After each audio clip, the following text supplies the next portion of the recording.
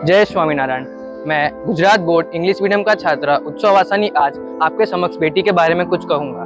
बेटी एक डाली में पली खिली, सुंदर सी महकती पलती रहती, जब बढ़ती तो पेड़ों की शोभा बढ़ाती, सुंदर सी माला फिर बन जाती, अंत समय में महकती और सजती रहती, ऐसी है जैसी बेटी दुलारी हमारी। दोस्तों, मुझे आपको कुछ कहना है, क्या आप सुनोगे? मुझे ईश्वर ने एक बहुत ही प्यारा सा गिफ्ट दिया है। आप सब सोच रहे होंगे, अरे भाई गिफ्ट तो तुम्हें मिला है, इससे हम क्या करें? लेकिन दोस्तों, बात ही कुछ ऐसी है, वह प्यारा गिफ्ट जो ईश्वर ने मुझे दिया है, आप भी अपने आप को भाग्यशाली मानोगे यदि आपके पास भी यह गिफ्ट होगा।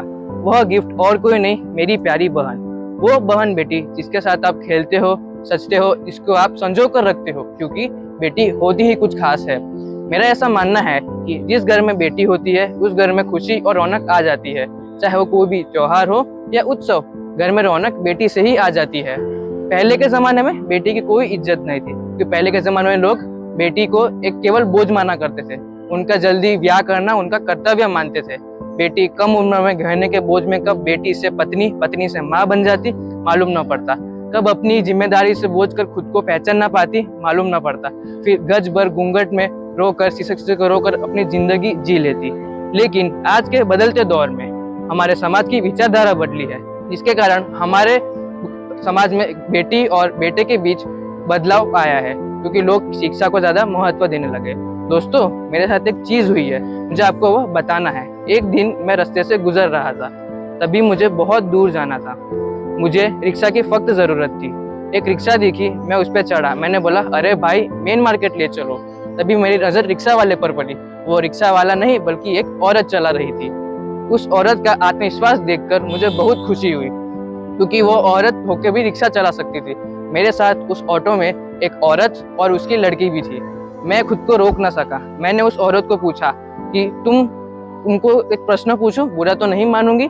तभी वो औरत बोली, अरे भाई मुझे मालूम है तुम मुझे क्या प्रश्न पूछने वाले हो, तुम्हारी हंसी ही बता देती है कि तुम्हें यह प्रश्न कई 1000 बार पूछा जा चुका है।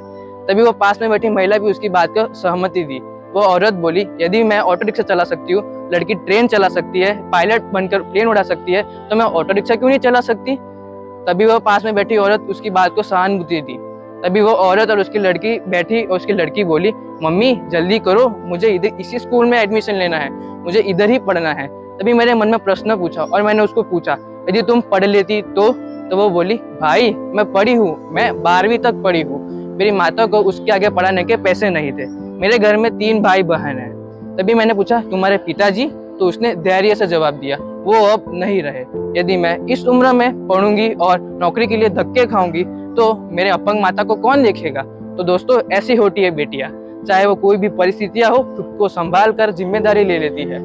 इसलिए तो हम बेटी को देवी और लक्ष्मी का दर्जा भी दे सकते हैं, क्योंकि बेटी ही केवल अपने भाई की खुशी, अपने पिता का दुख और अपनी माता का दर्द समझ सकती है। बेटी को हम देवी भी कह सकते हैं, क्योंकि उसके मन में एक ही चीज होती है, कैसे वो अपने परिवार का कष्ट दूर कर सके। तो दोस्तों, यही थी मेरी कहानी। जय स्वामीनारायण।